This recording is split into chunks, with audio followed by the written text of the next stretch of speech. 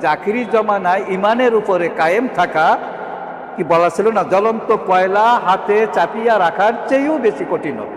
ঠিক ওনার বাংলাটা আমি বলতেছি, এই কারণে ওনার বাংলাটা আমি বলতেছি যাতে একটা রুহানি ফায়েজ পাওয়া যায়। এত বড় আল্লাহর ওলি, শব্দ চয়নের মাধ্যমেও একটা ব্যাপার স্যাপার আছে। অনুবাদ অনেক সময় হয়, আমরা অনেক সময় পড়তে যাই নিজের ভাষায় বলি, একটু এদিক ওদিক হয়।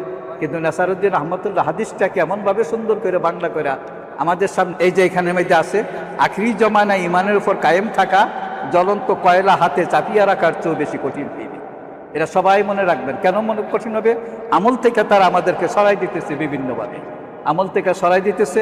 আমরা আকীদার দিক দেখি আহলে সুন্নাতুল জামাত, একদল লোকের আকীদা কি যে ওসিলা ধরা যাবে না, ওসিলা ধরলে এটা শিরক হয়ে যাবে।